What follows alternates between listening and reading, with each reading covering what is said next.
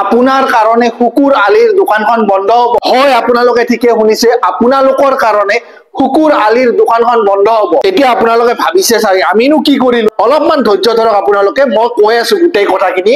কাৰণটো কি তাৰ আগতে মই শুকুৰ আলীৰ বিষয়ে অলপমান কম বুলি ভাবিছো। আপোনালোকে শুনি আচৰিত হ'ব যে শুকুৰ আলীৰ নিজা ঘৰ এটা নাই, তাৰ থাকিবলৈ ঘৰ নাই, তাৰ মাক দেউতাক থাকে জংঘলত। আৰু এই ছচিয়েল মিডিয়াৰ ফলত শুকুৰ আলীয়ে হঠাতে এটা ফেম পাই গৈছিল আজিৰ পৰা কেইবছৰমান আগত। মানে আমি সহজ ভাষাত কবলৈ গলে ভাইৰেল হোৱা বুলি যিটো কয়, শুকুৰ আলী ভাইৰেল হৈ গৈছিল আজিৰ পৰা 4-5 বছৰমান আগতে। তাৰ পিছত শুকুৰ আলীয়ে বিভিন্ন ভিডিঅ' বনালে, তাৰ পিছত লাহে লাহে ৰাজনীতিলৈ আহিলে। আনকি শুকুৰ আলীয়ে অসমৰ মুখ্যমন্ত্ৰী ডক্টৰ হিমন্ত বিশ্ব শৰ্মা ডাঙৰীয়াৰ লগত তেখেতৰ কোৱাৰ্টাৰত লগ কৰিছিল। আৰু আমাৰ মুখ্যমন্ত্ৰীয়ে শুকুৰ আলীক জাপি আৰু গামোচাৰে সম্বৰ্ধনা জনাইছিল এটা সময়ত। আৰু সেইটোৱেই নহয়, শুকুৰ আলীয়ে অসমৰ এজন শক্তিশালী মন্ত্ৰী পীযুষ হাজৰিকা ডাঙৰীয়াক ফোন কৰিছিল। ফোন কৰি শুকুৰ আলীয়ে নিজৰ কাৰণে সিকিউৰিটি গাৰ্ড বিচাৰিছিল। আৰু সেইটোৱে নহয়, শুকুৰ আলীয়ে চামুগুৰি সমষ্টিৰ নিৰ্বাচনত এনেকুৱা ভাৱে এটা প্ৰচাৰ কৰিলে, এনেকুৱা ভাৱে এটা বিজেপিৰ এটা ফেম বনালে চামুগুৰি সমষ্টিত, ফলত বিজেপি জয়যুক্ত হল চামুগুৰি সমষ্টিত ডিপ্লু ৰঞ্জন শৰ্মা ডাঙৰীয়া। এতিয়া মেইন কথাটো হল যে শুকুৰ আলীয়ে বিজেপিৰ কাৰণে বহুত প্ৰচাৰ কৰিলে, বহুতো ইলেকশ্যনত প্ৰচাৰ কৰিলে, বহুতো নেতাৰ ঘৰে ঘৰে গলে। আৰু এই বিজেপিৰ নেতাসকলৰ আচলতে ইলেকশ্যন অহাৰ সময়তে শুকুৰ আলীৰ কথা মনত পৰে নেকি? ইলেকশ্যনটো যোৱাৰ পিছত শুকুৰ আলীৰ কথা কিয় পাহৰি যায়? আজি শুকুৰ আলীয়ে মুখ্যমন্ত্ৰী বা এজন শক্তিশালী মন্ত্ৰীৰ লগত যে শুকুৰ আলীয়ে ফোনত কথা পাতে বা পাৰ্চনেলি লগ কৰে, সেই কামটো যদি বিজেপিৰ এজন সাধাৰণ কাৰ্যকৰ্তাই কৰিলে হয়, আজি সেই কাৰ্যকৰ্তাজন কোটিপতি হৈ গলে। কিন্তু শুকুৰ আলীয়ে সেইটো কাম কৰা নাই। শুকুৰ আলীয়ে নিজৰ পাৱাৰটো কেতিয়াও ব্যৱহাৰ কৰা নাই। বিজেপি নেতাসকলে এইটো পাহৰি যাব নালাগে যে শুকুৰ আলীয়ে চামুগুৰি সমষ্টিত কেনেকুৱা এটা নিৰ্বাচনী প্ৰচাৰ চলাইছিল। সেই শুকুৰ আলীক চাবৰ কাৰণে ৰাজপথত হাজাৰ হাজাৰ জনতা ওলাই আহিছিল চামুগুৰি সমষ্টি। সেইটো এটা কৰবাত নহয় কৰবাত চামুগুৰি সমষ্টিৰ জয় যাত্ৰাত বিজেপিৰ কাৰণে প্লাছ পইণ্ট আছিল। আৰু সেই কথাবিলাক আজি বিজেপিৰ নেতাসকলে পাহৰি গল। আৰু শুকুৰ আলীয়ে ৰাজপথত এখন চাহৰ দোকান দিব লগা হল। বাৰু ঠিক আছে, শুকুৰ আলীয়ে চাহৰ দোকান এখন দিছে, কষ্ট কৰি খাই আছে, কষ্ট কৰি উপাৰ্জন কৰিব, কষ্ট কৰি নিজৰ ঘৰখন চলাব। কিন্তু আমাৰ এই তথাকথিত সমাজৰ কিছুমান লোকে শুকুৰ আলীৰ চাহৰ দোকানখনৰ ওপৰতো চকু। আচলতে আমাৰ সমাজখন কোনপিনে গৈ আছে?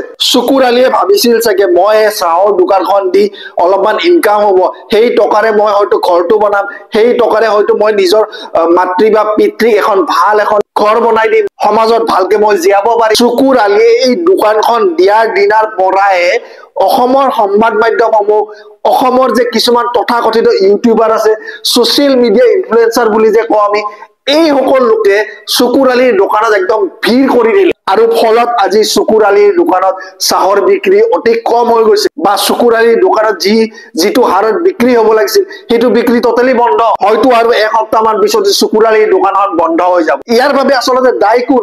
আপুনি নহয় নে, মই নহয় নে, বা এই সমাজখন নহয় নে? বহুত মানুহ আহিছিল শুকুৰ আলীৰ দোকানত, কেইদিনমান আগলৈকে বহুত ভিৰ আছিল। এই ভিৰ কৰা লোকসকল কিন্তু শুকুৰ আলীৰ দোকানত কিবা খাব অহা নাছিল। তেওঁলোকে আহিছিল ফেচবুক লাইভ কৰিবলৈ, ভিডিঅ' বনাবলৈ, শুকুৰ আলীক গালি পাৰিবলৈ, শুকুৰ আলীক তুচ্ছ তাচ্ছিল্য কৰিবলৈ, ঐ শুকুৰ বুলি চিঞৰিবলৈ ৰাস্তাত। মই এই ব্যক্তিসকলক কব খুজিছো, আপোনালোকে শুকুৰ আলীক জীয়াই থাকিবলৈ দিয়ক। অসমৰ কিছুমান তথাকথিত শিক্ষিত লোকৰ মুখৰ কথাৰ একো ভেলুৱে নাই, কিন্তু শুকুৰ আলীৰ মুখৰ কথাৰ ভেলু আছে। হয়, শুকুৰ আলীয়ে বিজেপি কৰিব পাৰে, কিন্তু মুখ্যমন্ত্ৰী ডাঙৰীয়াই গো মাংস নিষিদ্ধ কৰাৰ বিৰোধিতা কৰিছে শুকুৰ আলীয়ে। শুকুৰ আলীয়ে যদি বিজেপিও কৰিছে, আৰু শুকুৰ আলীয়ে নিজৰ ধৰ্মটোকো সমানেই ভাল পায়, সেই কামটো কিন্তু অসমৰ শিক্ষিত সমাজে কৰিব পৰা নাই। শুকুৰ আলীয়ে কৰি দেখুৱাইছে। শুকুৰ আলীয়ে কৈছে যে মই জেলত যাবলৈ ৰেডি, কিন্তু মই গো মাংস বন্ধ কৰাৰ বিৰোধিতা কৰি। তেওঁ বিজেপিৰ এগেইনষ্টৰ কথা কৈছে, কিন্তু এক মিনিট তেওঁ বিজেপিৰ সাপোৰ্টাৰ। সেই কামটো বিজেপিৰ এজন নেতাই কৰি দেখাওকচোন, কিমান দম আছে তেখেতৰ।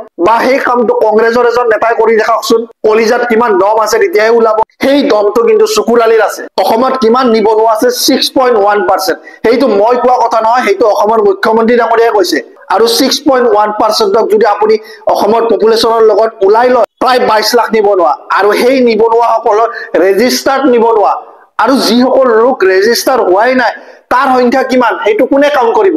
আৰু তাৰ মাজতে যদি শুকুৰ আলীৰ নিচিনা এজন নিবনুৱাই ৰাজপথত এখন চাহৰ দোকান দিছে, সেই দোকানখনৰ ওপৰতো ইমান চকু মানুহৰ ঠিক আছে চকুৰ আলিৰ দোকানলৈ গৈছে আপুনি তাতো চাহ খাব যোৱা নাই তাৰ বিক্ৰী হোৱা নাই তাত ভিৰ এটা হৈছে কিহৰ কাৰণে নিজৰ লাভৰ কাৰণে কোনোবাই ফেচবুক লাইভ কৰিছে কোনোবাই ইউটিউবত ভিডিঅ' বনাইছে কোনোবা নিউজ চেনেলে নিজৰ ভিউজৰ কাৰণে গৈছে আৰু ফলত চকুৰ আলিৰ সেই দোকানখন বন্ধ হোৱাৰ পথত অতি দুখ লগা পৰিস্থিতি গতিকে অসমৰ ৰাইজক মই সুধিব খুজিছো যে এইটো এটা চিন্তাৰ বিষয় নহয় নে চকুৰ আলিয়ে নিজৰ জীৱনৰ যিসমূহ সমস্যা আছে সেই সমস্যাসমূহ পাৰ কৰি আজি এইটো পৰ্যায় পাইছে সেই কামটো কিন্তু অসমৰ তথাকথিত কিছুমান লোকে কৰিব পৰা নাই আৰু মই তথাকথিত শিক্ষিত লোকসকলক ক'ব খুজিছো আপোনালোকে এই চকুৰ আলিক যে তুচ্ছ তাচ্ছিল্য কৰে আপোনালোকে নিজৰ জীৱনটো এবাৰ চাই লওকচোন আপোনালোকে আপোনালোকৰ জীৱনত কিমান আগবাঢ়িছে সেইটো এবাৰ চাই লওক